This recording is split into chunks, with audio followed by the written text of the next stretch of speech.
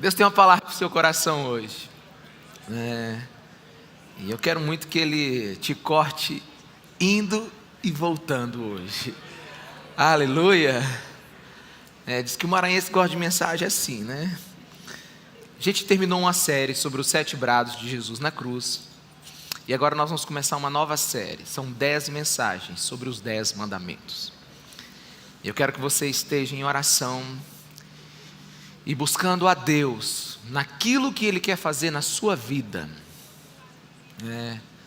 Você é aquele crente inchada, não é o crente pá, não, né? O crente pá, você vai pegando e vai dando para o outro, você quer para o outro. Não, você é o crente inchada, puxa tudo para você. Hoje vai ser tudo para você. Então vamos orar, vamos pedir a Deus sabedoria. Espírito Santo de Deus nos ajuda e nos faz ouvir sua voz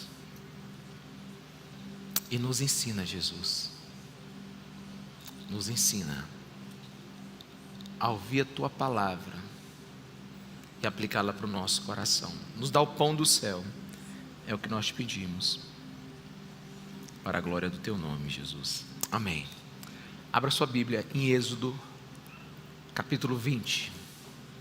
Diz assim a palavra de Deus, a partir do versículo 1. E Deus falou todas essas palavras: Eu sou o Senhor, o seu Deus, que te tirou do Egito, da terra da escravidão. Não terás outro Deus além de mim. Não terás outro Deus além de mim. Esse é o primeiro mandamento. Essa é a primeira palavra de Deus para o seu povo após a saída do Egito. E é interessante isso porque o momento histórico da saída do povo nos ensina muito. Os israelitas, o povo de Deus, eles acabam de sair de uma escravidão de centenas de anos. Esse povo foi escravizado pelo Egito, e o Egito, ele é um país, é uma terra politeísta, tem muitos deuses. Então nesse momento, depois de tantos anos de escravidão, até que o povo de Deus poderia lembrar das suas promessas, poderia lembrar de quem Deus era, dos patriarcas, mas a partir desse momento o povo de Deus precisa ser ensinado. E Deus entrega então 2 tábuas. A primeira tábua, Ele escreve 4 mandamentos. E nesses 4 mandamentos estão voltados para o nosso relacionamento com Deus, o nosso culto, a nossa adoração a Deus. Na outra tábua, Deus escreve 6 mandamentos. E são os mandamentos para nós andarmos em sociedade. São os mandamentos que nos trazem responsabilidades sociais.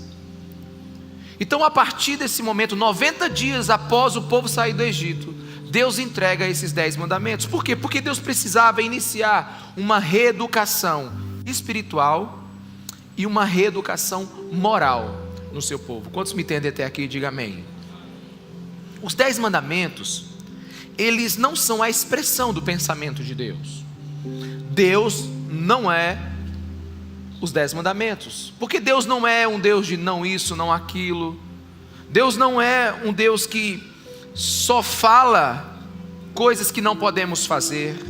No coração de Deus não existe só apenas negatividade ou ordens negativas. Não, Deus é cheio de amor, de misericórdia, de graça. Deus não é lei, Deus é amor. Então os 10 mandamentos, eles não dizem exatamente quem Deus é. Quem diz quem Deus é Jesus Cristo de Nazaré, amém? Esse diz quem Deus é. Mas os 10 mandamentos, eles estão mais para aquilo que o homem deveria ser. É o início de um ensino, de um resgate de uma humanidade perdida. Os 10 mandamentos, eles são como um espelho. Na medida que você ouvir cada um deles, eles servem como um espelho para ver como você é. Ele vai apresentar a sujeira da sua vida, a deformidade do seu rosto, do seu coração. E os 10 mandamentos é para promover uma autoconsciência. E dessa autoconsciência promover uma mudança. E se eles são como espelhos, meus irmãos? O espelho apenas mostra o que está sujo, não limpa. O espelho apenas revela, não remove. A lei, os 10 mandamentos, eles não criam o mal e nem retiram o mal. Eles apenas mostram o mal que existe. Então os 10 mandamentos nesses próximos 10 domingos, que eles sejam um instrumento para nós nos apegarmos a Jesus, amém? Que na medida que você vê o estado espiritual, moral que você estiver, você se dobre diante do Senhor Jesus Cristo e peça graça e misericórdia dEle. Que em meio a cada exposição de cada mandamento, nós percebamos a nossa condição de pecador e mudemos e nos arrependemos. Uma vez que os 10 mandamentos são um espelho, ninguém se lava com espelho. A gente se lava com a água da vida, que é Jesus Cristo de Nazaré. Então, na medida que os mandamentos falarem com você, corra para Jesus. E tem algo nos 10 mandamentos que é muito sério. Deus, Ele não filosofa nos 10 mandamentos. Ele não diz assim, Ele não pondera com você: ó homem, ó mulher, queria consultar você, o que você pensa sobre ter vários deuses? Me dê a sua opinião. Deus não faz isso. Deus não é um Deus que está buscando o conselho dos homens quando dá os 10 mandamentos. Ele não está buscando junto com o homem sabedoria, não. Os 10 mandamentos, eles são imperativos de Deus. Os 10 mandamentos, eles são sentenças claras de quem Deus é. Por isso, os 10 mandamentos, eles te farão sangrar. Eles não perdoam, eles não se desculpam, eles não te entendem, eles não te salvam. Eles vão perguntar o tempo todo: és tu quem deveria ser? Você é isso? Você obedece a Deus? Os 10 mandamentos revelam a grande queda do homem em Gênesis capítulo 3. Os 10 mandamentos mostram o quanto o homem está longe de Deus. Não busque salvação nos 10 mandamentos, busque informação, busque ver como você está. E o nosso estudo dos 10 mandamentos, ele não vai ser uma consulta rápida ao médico, onde ele vai te passar assim um comprimidinho e você vai ficar bom rápido. Não. Os 10 mandamentos, eles vão servir como uma grande visita a um complexo de saúde. Você vai fazer uma bateria completa de exames. E onde você encontrar algo que precisa ser mudado, eu quero que você caia aos pés de Jesus Cristo de Nazaré. Quantos me entendem? Diga amém. Muitas podem ser as doenças espirituais e morais que a gente encontra a partir do estudo dos 10 mandamentos. Mas não importa o que você encontrar, o remédio é um único só: nosso Senhor e Salvador Jesus Cristo. O sangue de Jesus jamais perde a força. A cruz de Cristo é o grande antídoto para tudo que a gente precisa. Amém? E o primeiro grande mandamento é: não terás outro Deus além de ti. Não terás outro Deus além de ti. É a exclusividade de Deus. Deus é Deus exclusivo. Não existe nenhum outro Deus nos céus e na terra a não ser o Deus da Bíblia. Todos os outros deuses são falsos deuses. E talvez você diga assim: mas pastor, esse mandamento aí, eu já obedeço ele. Aliás, pastor, eu não sei nem por que o senhor está voltando assim para esses mandamentos. Nós já somos um povo civilizado. Nós não somos melhores já do que aqueles selvagens que saíram do deserto, pastor. Eu não estou me dobrando a nenhum Deus. Bem, antes dessa mensagem terminar, eu quero que você tenha certeza disso. Porque a gente vive num mundo de muitas contradições. Nós vivemos num mundo onde nós precisamos analisar a nossa vida. Por quê? Porque nós vivemos na era da incerteza e da relatividade. Nós vivemos numa era onde o culto às paixões estão além da compreensão. Nós vivemos numa era onde aconteceu toda desestruturação das tradições. Nós vivemos numa era de crise de valores. Nós vivemos numa era onde nós não sabemos mais o que é ético e moral. Não há mais uma base moral para todas as decisões. A gente vive num mundo fragmentado, efêmero, volátil. A gente vive num mundo onde as opiniões mudam. Vivemos num indeterminismo sem fim. E isso acabou chegando no cristianismo. Nós temos pessoas que levantam as suas mãos nos domingos. Nós temos pessoas que oram. Nós temos pessoas que cultuam no domingo. Mas quando chega na semana parece que elas estão possuídas por outros deuses. É uma atitude contrária a tudo aquilo que nós vivemos aqui. Quantos estão me entendendo? Diga amém. A gente precisa buscar o padrão de Deus para nós, e não o padrão que nós achamos correto. Existe um padrão único de pensamento. Muitos de nós estamos decididos pelas circunstâncias e pela conveniência. E alguns perguntam, é necessário mesmo os 10 mandamentos? É necessário mesmo nós estudarmos isso que foi escrito há tantos anos atrás? Deixa eu te dizer uma coisa. O que foi escrito há milênios de anos atrás é como se tivesse escrito agora pela manhã. Ainda está quente o dedo de Deus naquelas tábuas. Sabe por quê? O que Deus diz é eterno. Ele está no fim antes do começo. Deus não muda. A opinião de Deus não acompanha nenhuma revolução social, ideológica, filosófica. Deus é Deus. Então os 10 mandamentos são para hoje. E muito importante para a igreja, porque o cristão hoje deixou de ser um contraste social. Quantos me entendem? Diga amém. O cristão deixou de ser um contraste social. Eu penso que alguns conscientes ou não, mas nós deveríamos agir diferente. Nós deveríamos seguir o que Deus diz. Na verdade, a igreja vai mais influenciar lá fora, enquanto ela permanecer a mesma na palavra de Deus. A igreja não muda para influenciar lá fora. A igreja precisa permanecer a mesma desde o dia em que Deus escreveu as suas palavras. Por isso é necessário lembrar que os mandamentos não são exigências superadas. Ricardo, nós somos um povo diferente daquele que saiu do Egito. Nós não fomos escravos durante tantos anos. Eu digo, por um lado é verdade, a gente está até melhor que eles. A gente tem mais conhecimento hoje, a gente tem mais liberdade hoje, a gente tem mais condições financeiras do que eles hoje. A gente tem mais opções. E grave o que eu vou te dizer agora: todo homem que tem mais opções deveria ter mais caráter. Nós somos um povo que tem muito, e por ter muito, deveria ter muito caráter daquilo que nós estamos vivendo. Quanto mais recurso uma nação tiver, mais opções ela vai ter, e então mais ética ela deverá colocar dentro do coração do seu povo. Uma das maiores tragédias do século 21 foi a desconstrução do ser humano. O homem se afastou de Deus. O homem se afastou de Deus, por isso ele não sabe mais quem é. É por isso que hoje nós temos essa luta ideológica. É por isso hoje que nós não sabemos mais o que é a família. É por isso hoje a gente não sabe mais o que é homem e mulher. Nós sentimos uma coisa, então respeitamos o que sentimos. Não existe mais um princípio que estabeleça todas as coisas. Não existe mais uma norma ética que firma a nossa conduta. Houve uma desconstrução dos valores do homem. Olha o que a Bíblia diz em Êxodo 31, versículo 18.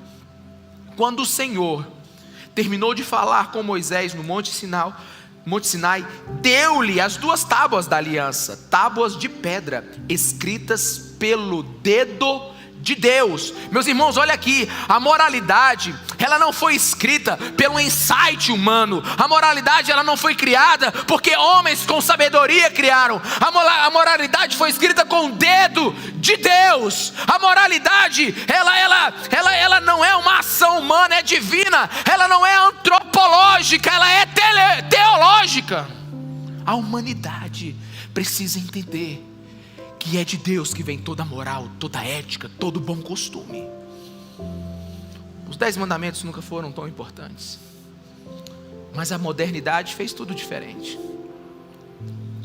Ela disse, são apenas clichês antigos, são leis antigas de um Deus aborrecido e sem amor. É um povo místico, com um pensamento retrógrado e infantil. E eis o motivo de nós estar como estamos. O mundo perdeu a sensatez das suas escolhas, porque abandonou a palavra de Deus. porque abandonou os princípios de Deus. Meus irmãos, nunca o evangelho foi pregado com tanta mistura. Sabe, é sincretismo religioso para todo lado, é fusão filosófica para todo lado, é teologia das mais diversas, é tanta coisa que existe que gerou uma insegurança no povo. Por exemplo, o que é ser abençoado por Deus? Ser abençoado por Deus é você vencer na vida, você comprar tudo que você tem, você crescer, você ser proeminente, você não é mais cauda, você é cabeça. Isso que é ser abençoado por Deus. O outro diz, não, ser abençoado por Deus é carregar a sua cruz e seguir a Jesus. Outro diz, não, ser abençoado por Deus é quando Deus te abençoa de tal maneira que você cumpre o seu propósito na terra. E o que é cumprir o propósito da terra? É eu ser o melhor no que eu faço, é eu viver para a glória de Deus, é eu viver para o que é? O que é isso? Afinal de contas, o que Deus espera de mim? Existe uma confusão por causa de tanto sincretismo, por causa de tanto Deus que colocaram dentro do evangelho. É para carregar a cruz? Ou para surfar na primeira onda? É para se dar bem? A gente ganha. É quando ganha ou quando perde? A gente está vivo é quando morre ou morre quando está vivo? É melhor dar do que receber. Qual é a filosofia bíblica correta? Quais são os valores bíblicos corretos? Existe uma grande confusão aí, e é porque nós esquecemos a palavra de Deus para nós. Eu queria que você observasse comigo. Eu já quero te dar uma palavra profética hoje, amém?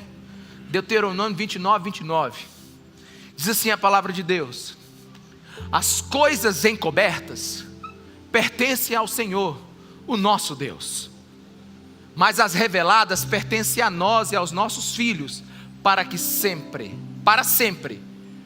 sigamos todas as palavras dessa lei. Deixa eu ler para você na NVT, nova versão transformadora, que diz assim: o Senhor nosso Deus tem segredos que ninguém conhece.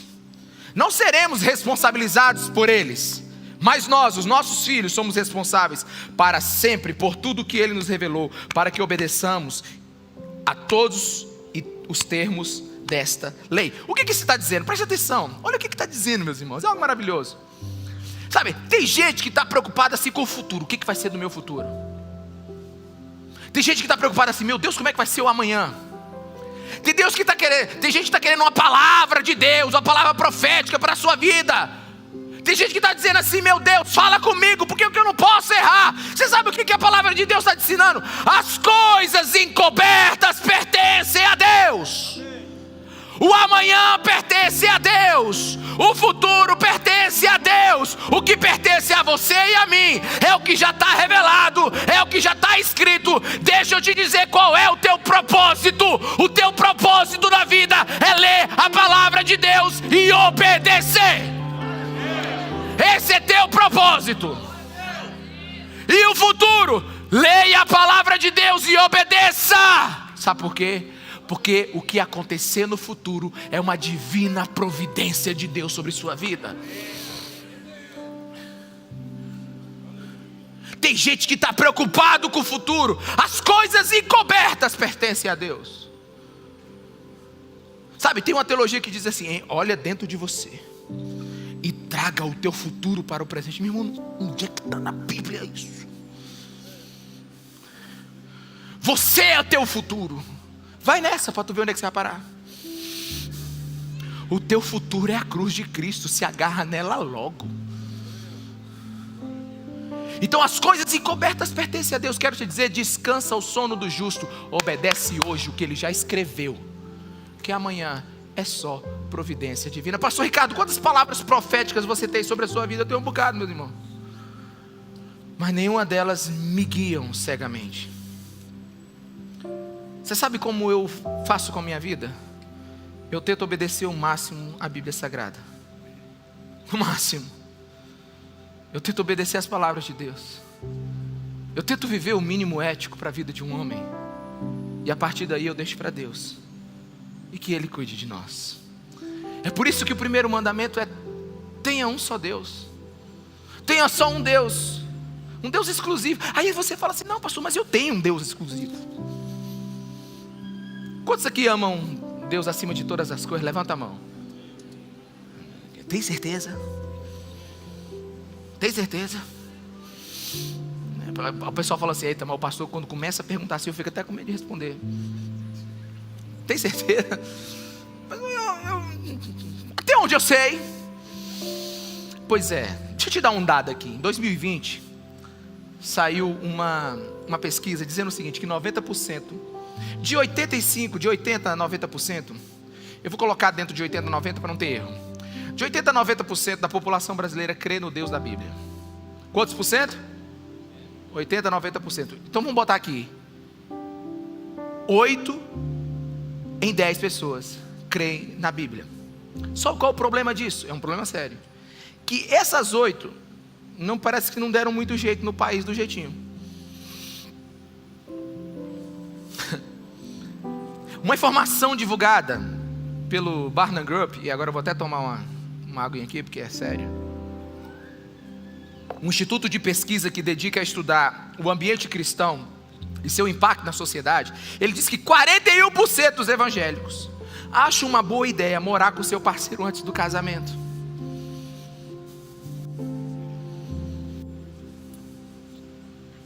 Não fala nada, não diz nada, fica quieto, já tu entra na boca também aqui. Agora é só hora da gente se sangrar. Como é que a gente pode dizer que tem o mesmo, só tem um Deus? Como é que a gente pode dizer que obedece só um Deus, quando 80% da nossa população diz que esse Deus é o Deus da Bíblia, é o único Deus, e vive como vive, e 41% aceita dormir com a pessoa antes, morar com a pessoa antes de casar com ela? E tem uma pesquisa na BPEC que diz assim, que dos jovens que aceitaram Jesus, somente 36% deixaram de ter vida sexual ativa. Os outros 64% permaneceram. Somos uma nação que diz ter Deus, mas olha para o Brasil, olha para a igreja. Nós somos uma nação bíblica, somos imitadores de Jesus. Onde é que está a fé que desperta e exige valores éticos bíblicos? Onde é que está essa fé? Sabe, Deus, antes de dar os 10 mandamentos, Ele diz assim, ó, eu sou o Senhor teu Deus, que te tirou do Egito, da terra da escravidão. Ele está mandando um recado, falando assim, ó, vocês são escravos, eu libertei, eu sustentei, eu os conduzi até aqui, nós temos uma história juntas, come on! Por que vocês estão gastando tempo com outros deuses? Eu mandei praga no Egito, eu toquei o terror no Egito, eu humilhei cada deus que existia lá, cada praga foi contra um deus do Egito. Eu mostrei que eu tenho o braço forte, vamos lá, por que vocês estão adorando outros deuses? Sabe o que Deus está mandando um recado? Está mandando um recado dizendo assim, quem é o homem? Quem é o homem que pode colocar Deus junto com outros deuses? Quem é o homem que no seu panteão pode colocar Deus em algum lugar? Quem é o homem que pode introduzir outros deuses na presença de Deus ou ao lado de Deus? Quem é o homem para dizer que Deus é eleito seu Deus? Quem é o homem para dizer que Deus é um candidato para a sua fé? Você sabe o que o mandamento está dizendo? Só existe um só Deus, Criador dos céus e da terra, e é Ele quem manda. E você sabe, deixa eu te dizer quem é Deus. Vou repetir para você quem é Deus. Deus é aquele que manda. O nome dele é Deus. Diga assim, o nome do seu Deus é Deus. É Deus. A palavra Deus é manda quem pode e obedece quem tem juízo. E só tem um que pode, é o Deus Criador dos céus e da terra. Quantos estão me entendendo? Diga amém. Sabe, é o que diz Isaías no versículo 16 do capítulo 29. Vocês viram olha só como é que começa o profeta. Olha o que Deus falou ao profeta. Vocês viram as coisas pelo avesso. Eu acho tão interessante o jeito que Deus começa. Vocês viram as coisas pelo avesso, como se fosse possível imaginar que o oleiro deu, sou igual ao barro, vocês. Acaso o objeto formado pode dizer àquele que o formou, ele não me fez? É como se o homem falasse assim, não, eu vi no macaco. Você que tá bom, a gente fica com essa, amigo. Não tem como ter uma autoestima desse jeito, eu vi de Deus. Quem é você para dizer de onde você veio? E o vaso poderá dizer do oleiro, ele não sabe nada. Sabe, o que o profeta está dizendo aqui? Quem é o homem para dizer as coisas como devem ser? O barro por acaso se movimenta sem Deus? Sabe, meus irmãos, a gente está fazendo do cristianismo paganismo. No paganismo se cria um Deus para que ele sirva a você. Você faz um sacrifício e esse Deus te agrada. No cristianismo, Deus não existe para o homem. No cristianismo, os homens é que existem para Deus. Você existe para Deus. Dá a resposta para essa pessoa que está do seu lado aí. Diga: você existe para Deus. Que o Espírito Santo revele isso para ela. Você existe para Deus. É o que o apóstolo Paulo disse lá no, lá em Atenas, no Areópago, em Atos 17, 24. Olha o que o apóstolo Paulo disse. Tinha 10 mil deuses lá, quando ele foi lá. 10 mil estátuas. Inclusive a de um Deus desconhecido. Preste atenção. Ele diz assim: o Deus que fez o mundo e tudo que nele há é o Senhor dos céus e da terra, e não habita em santuários feitos por mãos de homens, por mãos humanas.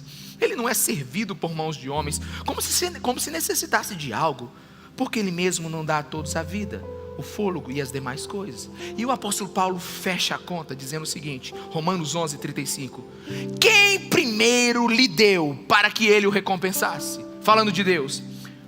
Pois dele, Deus, por ele e para ele são todas as coisas. A ele seja a glória para sempre. Amém. Sabe o que significa, meus irmãos? Não se negocia com Deus. O Deus da Bíblia, com o Deus da Bíblia não se barganha. O Deus da Bíblia não pergunta, o Deus da Bíblia ordena. Tá bom para você? Não estou gostando desse Deus, então procura outro. Estou achando esse Deus muito altivo. Pois é, por isso que ele é Deus. Estou achando esse Deus muito mandão. É porque ele é Deus. No dia que você descobrir quem é Deus, você para de conversar com ele e só começa a obedecer. Alguém está me entendendo? Diga amém. Aleluia. Avivamento aqui, hein? Estou me sentindo super bem, pastor. Eu não posso falar nada, porque Deus é quem manda. Só uma coisa você esqueceu: que ele é pai. E um pai nunca diz um não se não tiver um monte de sim por trás desses mandamentos. Eu sou pai, meus irmãos. Pensa nos filhos que ouvem não. Mas todo meu não tem um coração por trás que vai gerar muitos sims para a alegria dos meus filhos. Esse é seu Deus. Agora preste atenção. Na verdade, presta absurda atenção agora, a partir de agora, porque agora que eu vou começar a pregar. É porque eu cheguei agora, trouxe você. Tranca as portas da igreja, ninguém sai. Porque agora que eu vou tocar o terror. Tô brincando, irmão. Relaxa. Todas as vezes que tomamos uma decisão, que ela vai de encontro à palavra de Deus, aos princípios de Deus, à virtude de Deus, e todas as vezes que nós decidimos ir de contra a esse Deus, nós colocamos outro Deus diante dele. Toda vez que algo lhe convence a desobedecer a Deus, isso que te fez convencer acaba de se tornar o maior demônio da sua vida. Porque se algo lhe faz pecar, é porque algo se tornou maior do que a ordem de Deus na sua vida. Quantos estão me entendendo? Diga amém. Pastor, calma, você está pegando pesado. Eu não tenho altares em casa, pastor. Eu nem me dobro diante de nenhum Deus. Aliás, quando o Senhor começou essa mensagem, eu já tiquei. Primeiro mandamento, já cumpro. Se embora para o outro. Não é bem assim, irmão. Não é bem assim, não. Se você perguntar para Jesus, Jesus, o que significa o primeiro mandamento? Fala com a gente, Jesus, qual a sua opinião? Aí ele vai lá dizer em Mateus 26, 36. Um mestre da lei chega para Jesus e diz assim: mestre, qual é o maior mandamento da lei? Respondeu Jesus: ame ao Senhor, o seu Deus, de todo o seu coração, de toda a sua alma e de todo o seu entendimento. Este é o primeiro e maior mandamento. E o segundo é semelhante a ele: ame ao seu próximo como a si mesmo. Destes 2 mandamentos dependem toda a lei e os profetas. Jesus acaba de citar as 2 tábuas dos 10 mandamentos, mas ele diz que o primeiro e maior mandamento é amar a Deus acima de todas as coisas. Nós vamos ficar nele aqui hoje. E eu quero te dizer de imediato agora: é possível que você não ame aquilo que você acredita amar. É possível que você não ame aquilo que você diz amar. É possível que você não ame aquilo que você tem fé. que ama acima de todas as coisas. Olha que interessante, Jesus diz: ame com todo o seu coração, ame com toda a sua alma, ame com todo o seu entendimento. O que Jesus está querendo nos ensinar? O nosso relacionamento com Deus tem mais a ver com o que amamos do que com o que sabemos. Deixa eu explicar isso melhor. É o amor que provoca a maioria das nossas ações. A ação é fruto de um sentimento, muito mais vezes do que fruto de um pensamento. Quantos estão me entendendo? Diga amém aqui. A maioria das coisas que você faz de forma emotiva e não de forma racional. A maioria das coisas que nós fazemos porque queremos e não porque entendemos. Deixa eu te explicar isso melhor. É por isso que o apóstolo Paulo, a Ferrari do cristianismo, não sou eu não, meus irmãos, não é outro pastor não, é o Paulão. Olha a oração do Paulão, Filipenses 1, versículo 9, bota aqui. É a Ferrari do cristianismo, é Paulo. Ele diz o seguinte: esta é a minha oração por você. Por quem? Pela igreja lá de Filipenses. Que o amor de vocês aumente cada vez mais em conhecimento e em toda a percepção, para discernirem o que é melhor, a fim de serem puros e irrepreensíveis até o dia de Cristo. Olha o que Paulo está dizendo. Quando a gente lê rapidamente, a gente pensa assim: Paulo está orando para que nosso conhecimento aumente, para que o nosso amor aumente mais. Ele não está dizendo isso. Paulo está dizendo: eu oro. Na verdade ele está fazendo o inverso. Eu oro para que o amor de vocês aumente, porque para Paulo o amor é a condição para a busca do conhecimento. Alguém está me entendendo, por favor? O amor é a busca para o conhecimento. Eu não quero subtrair o conhecimento de maneira alguma, mas eu quero adicionar algo que vai tornar ele potencial. Você sabe uma coisa? Deixa eu te dar uma informação que eu acho que não vai valer nada para a sua vida, mas eu vou te dar. Não sei nem para que eu sei ela, mas Você sabia que os tubarões, eles nascem prontos? Quando eles saem da barriga da tubaroa, é isso que fala, o nome é esse, Não é da baleia, por favor, gente. Mas na hora que o tubarãozinho sai de dentro do tubarãozão, ele já nasce pronto para morder. Pronto. E você sabia que a partir daí ele só para de se mover quando morre? Porque o tubarão só sobrevive se ele estiver em movimento. Deixa eu te fazer, você e eu, a humanidade é um tubarão. Nós sempre estaremos atrás de algum apetite.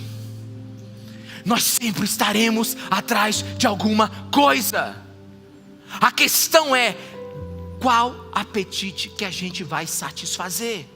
O que nós vamos fazer com a nossa vida? Você nunca vai parar de amar alguma coisa. A pergunta é: o que você vai amar?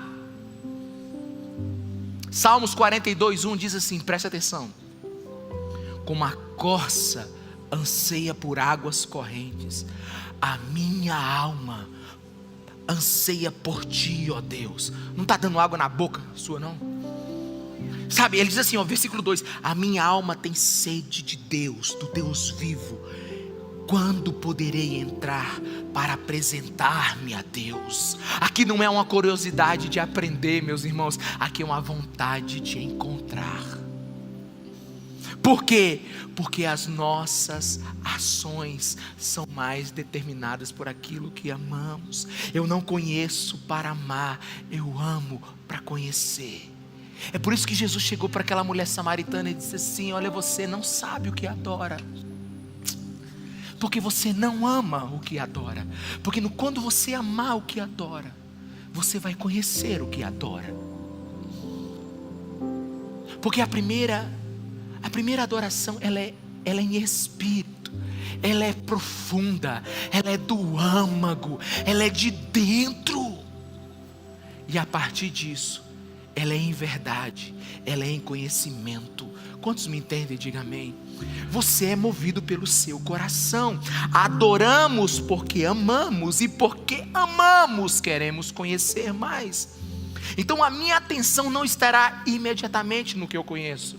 A minha atenção estará imediatamente naquilo que eu amo. E eu te pergunto: você ama a Deus acima de todas as coisas? Ele é a sua atenção. A direção das suas forças vai estar em direção do seu amor. Então a questão aqui é simples. Não é se você amará algo acima de tudo, mas é o que você vai amar acima de tudo.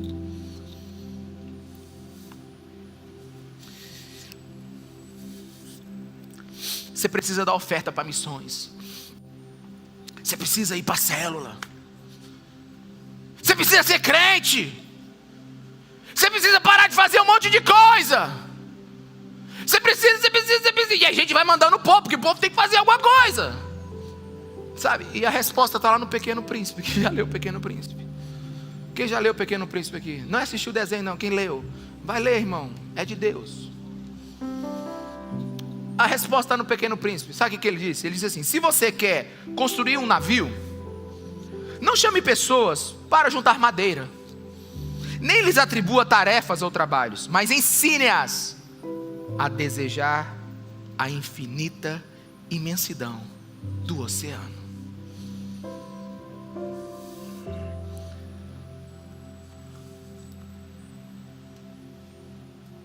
Nossos corações começarão a obedecer a Deus quando eles começarem a serem cheios de prazer pela presença dEle.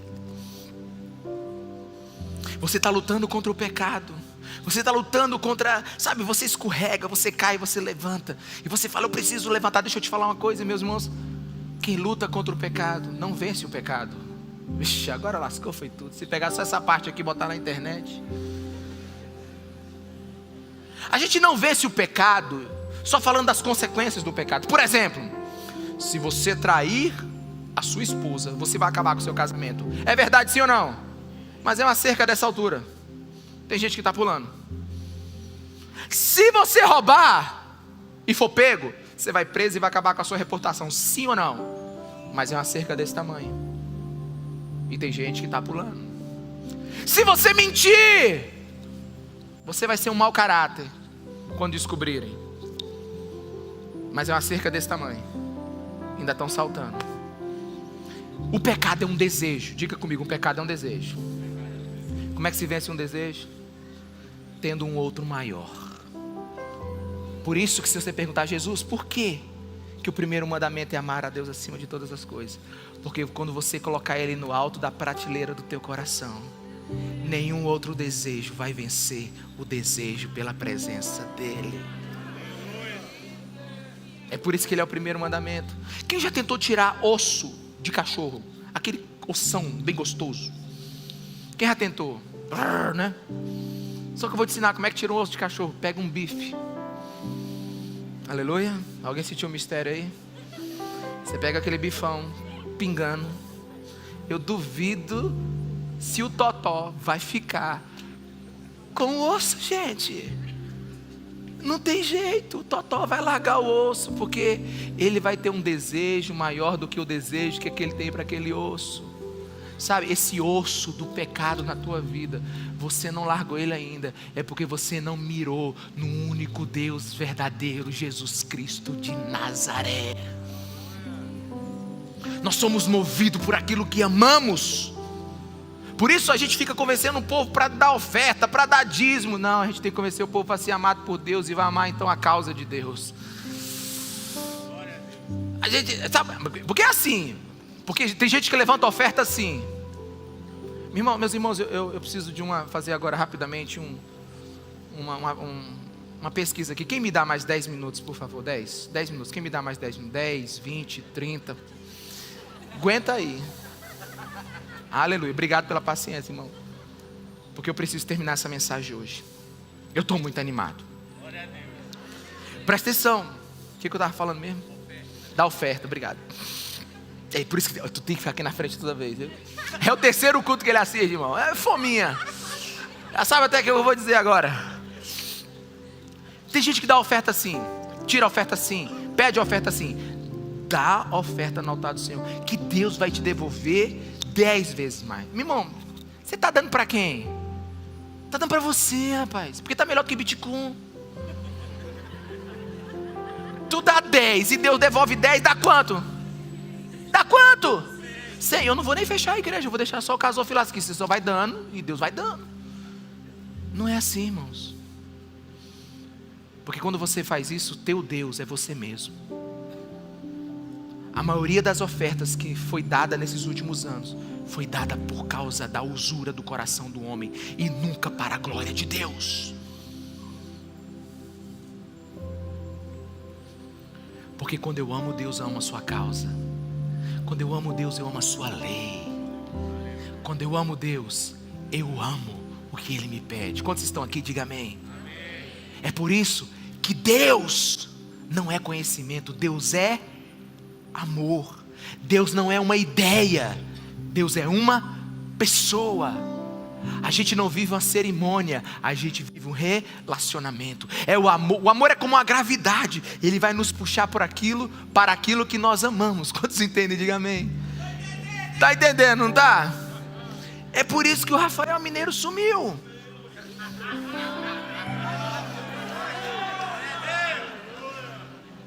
Né? Está entendendo? Desapareceu. O centro do coração do Rafael pendeu. Antigamente ele ficava aqui na igreja 6, 7 da manhã, 3 da manhã, 4 da manhã. Esses dias quase não me entrega o que eu pedi, porque desapareceu. E não adianta falar para ele: tu trabalha na igreja, tu tem que estar na igreja 6 horas por dia, meu irmão, presta atenção. Ele diz: pirou. Por quê? Porque nós não fazemos o que pensamos, fazemos o que amamos. Pode marcar a data, amigo, depois você me agradece por essa.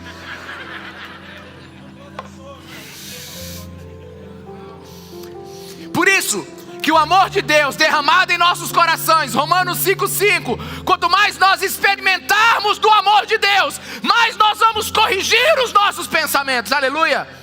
O que é o pecado? Pecado é o amor desorientado. Quantos estão aqui? Diga amém. Pecado é o amor desorientado. Pecado é o amor a outras coisas que não seja Deus. O que é santidade? Santidade é amor consertado. Você escolhe fazer o que Deus lhe pediu, você escolhe fazer o que é certo.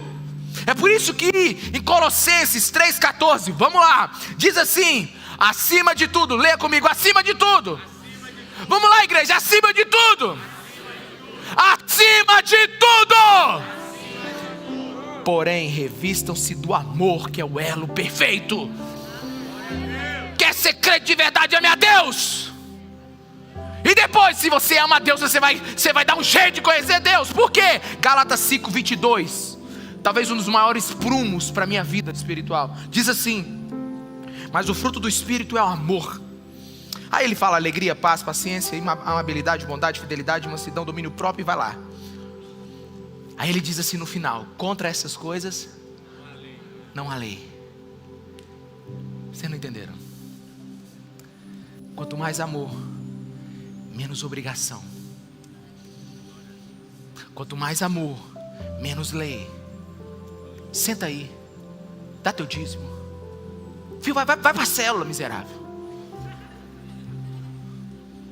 Cuida da sua esposa, seja fiel. Cuide dos seus filhos, seja justo, não minta. É coisa demais, meu irmão. Antes da gente cumprir 10, já desobedeceu 7. É por isso que não existem esses 12 passos para a alegria. No segundo você já tropeçou. Agora, quando o amor de Deus enche o nosso coração, não precisa de lei.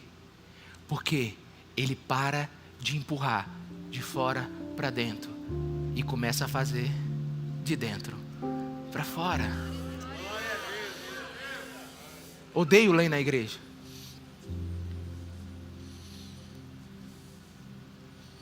Você tem que multiplicar a célula. Compareça à escola bíblica dominical, se não vier no culto de quarta-feira. Meus irmãos, a vida da gente não é para ser assim. Deus não é um ditador, Deus é Pai.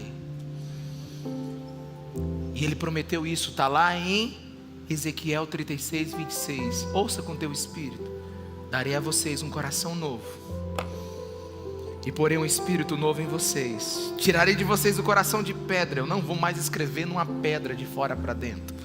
Eu lhes darei um coração de carne. Atos capítulo 2, porém em vocês o meu espírito, e os levarei a agirem segundo os meus decretos, e a obedecerem fielmente as minhas leis. Jesus, qual é o maior mandamento? É amar a Deus acima de todas as coisas. Por que, Jesus? Porque aquilo que você ama é aquilo que vai dominar o seu coração. É por isso que João 14:23 diz assim: Jesus falando, João 14, 23, se alguém me ama, obedecerá a minha palavra. Se alguém me ama, obedecerá. Então é o amor que provoca a nossa ação. O amor é prático. E se o amor é prático, eu pergunto para você: você ama a Deus acima de todas as coisas? Quais as práticas que você possui durante a sua semana que provam que você ama a Deus? Porque Mateus 6, 21, Jesus dizendo: pois onde estiver o seu tesouro, aí está o seu coração. Gente, não tenta entender o coração de alguém, é subjetivo demais. Procura o tesouro dele, procura a vida dele, procura os hábitos dele, procura onde ele está colocando o tempo, o dinheiro e a fidelidade dele. Quantos estão me entendendo? Diga amém. Porque são nas coisas que você faz e constrói é que você me diz aonde está o teu coração. Presta atenção. Ninguém ama a Deus na omissão ou na letargia. O amor tem que gerar atitude. O amor tem que gerar algo prático. É por isso que Deus começa com o primeiro mandamento e depois Ele despeja os outros 9. Porque se você compreender o primeiro, os outros 9 serão um deleite para o teu coração. É o amor que gera prática.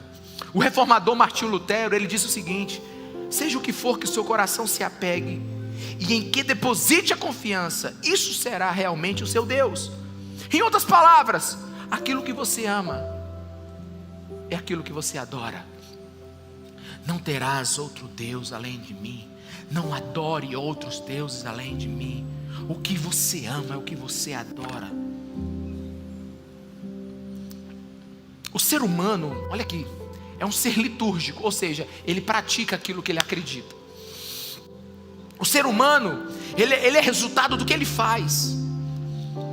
Eu não quero ser injusto aqui, mas deixa eu te fazer algumas perguntas. Quantas horas você passa na academia por semana? E quantas horas você passa com Deus? Quantas horas você passa no seu trabalho por semana e quantas horas você passa com Deus? Não quero ser injusto.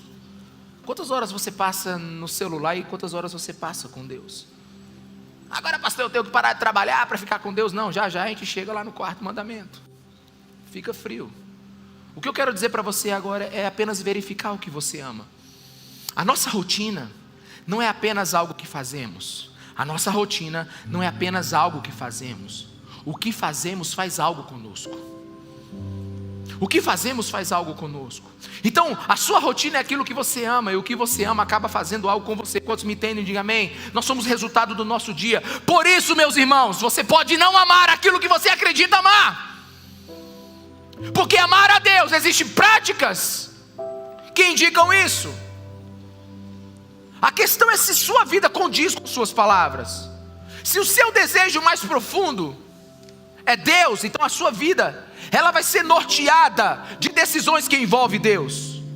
É por isso que eu disse no começo que nós temos uma nação que tem 90% dela que acredita no Deus vivo, mas não obedece. Por quê? Porque não é o seu Deus. Porque Deus manda.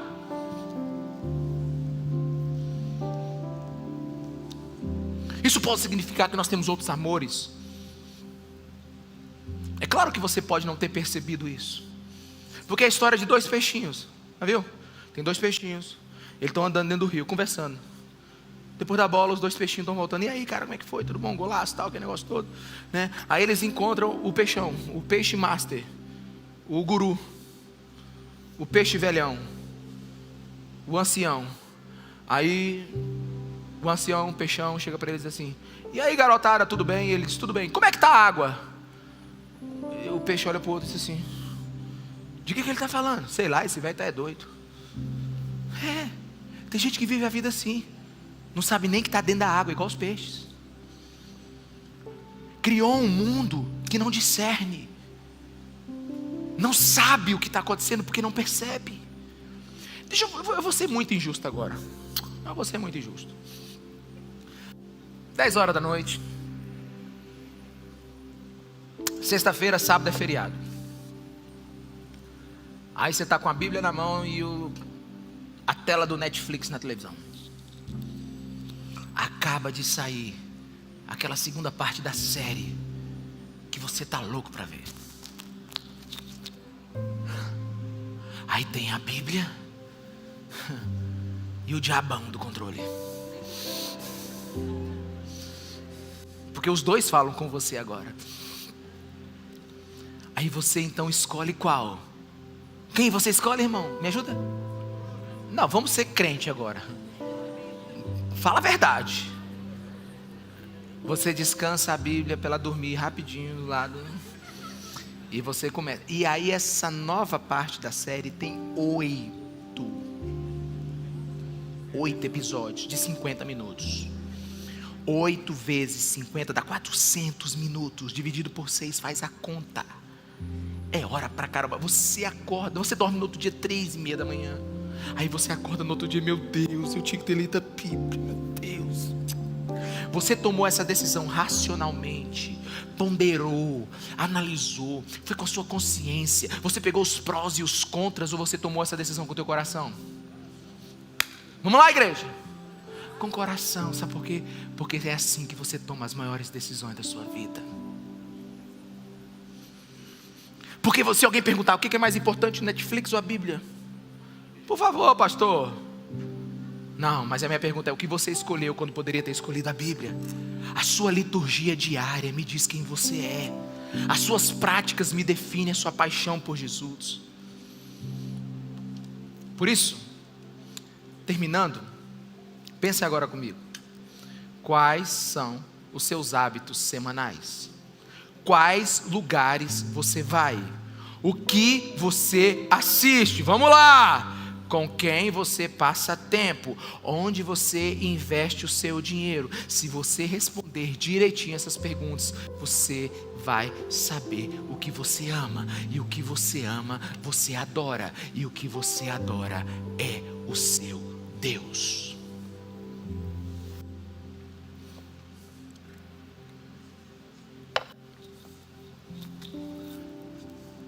João capítulo 21.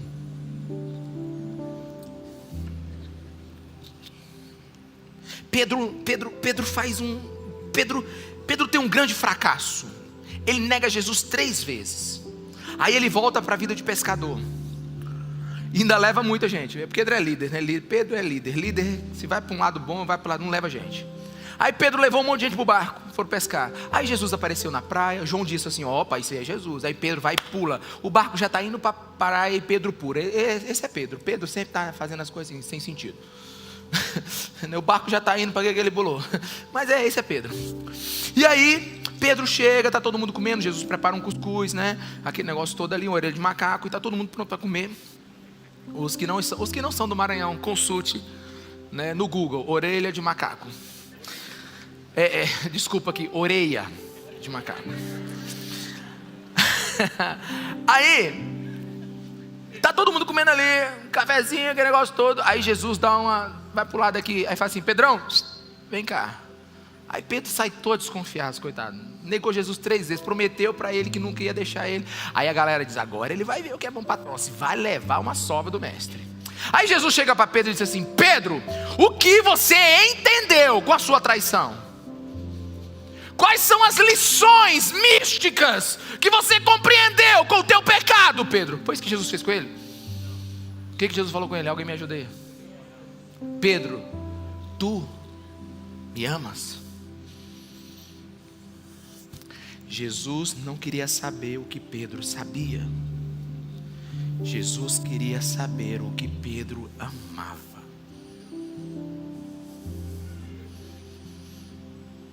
Porque o que você sabe ajuda, mas o que você ama determina. Por isso que você tem que amar a Deus acima de todas as coisas. Cadê o microfone para fazer assim, ó? Os 10 mandamentos não são proibições apenas. Porque se você pegar os 10 mandamentos e virar eles são ações. Não tenhas outros deuses além de mim. Me ame com todo o seu coração. Não minta. Seja um homem de caráter, uma mulher de caráter. Não adultere. Cuide da sua família, ame a sua esposa, conserve os teus filhos num lar sadio, honre a sua palavra. Quantos estão me entendendo? Diga amém. Todo não de Deus para nós são vários sims nossos para Ele. Por isso que nós temos que entender a palavra de Deus. Todos nós temos corações famintos, mas o que nós vamos escolher comer? Amar a Deus acima de todas as coisas. Amar a Deus acima de todas as coisas. Amar a Deus acima de todas as coisas. A vida cristã é prática de práticas. Comece a mudar a sua vida hoje. Comece a buscar a Deus. Fica de pé, que eu quero te dizer mais duas coisas hoje. Quem está feliz com Jesus aí, meus irmãos? Sabe, eu sou um cara assim que eu não vou dizer que eu sou racional, porque a gente precisa ser espiritual em muitas coisas. Mas quem está perto de mim sabe que eu me preparo muito, eu oro muito, e orar é espiritual, né? Mas eu leio muito, eu anoto muito, eu pergunto muito para Deus. Eu busco coerência para pensar em algo para dizer para vocês. Mas deixa eu te dizer uma percepção que eu tenho aqui hoje, aqui dentro. A percepção que eu tenho aqui dentro é que a palavra de Deus hoje, ela fez como aqueles produtos que vão entrando na veia, eles vão desentupindo. Eu não sei como é o nome daquilo. É um cateterismo, né? Eu imaginei como se fosse desentupindo, fosse abrindo, fosse trazendo conhecimento. Eu não consigo olhar para vocês e não ver pessoas entendendo o que precisavam entender nessa noite. Aleluia. Mas eu quero te dar a mais excelente de todas as notícias sobre os 10 mandamentos. Você sabe por que Deus começa os 10 mandamentos como preâmbulo, como introdução? Ele diz assim: eu sou o Senhor teu Deus, que te tirei do Egito, da terra da escravidão. Deus está dizendo assim: eu te liberto, eu te salvo. E só depois de você liberto e salvo é que eu exijo algo de você. Você sabe o que Deus está dizendo aqui? É que o fundo histórico dos 10 mandamentos é o Evangelho.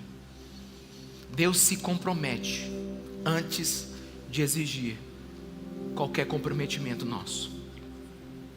Deus dá o exemplo antes de exigir o exemplo. Deus ama primeiro e nós amamos depois. Você sabe qual é o nome disso? É graça. É graça. É graça de Deus. E o Espírito Santo hoje está aqui para derramar essa graça no seu coração, para que essa graça na nossa fraqueza nos faça forte, e que a gente sirva ao nosso Deus com dignidade, segundo a sua ética, segundo o seu caráter.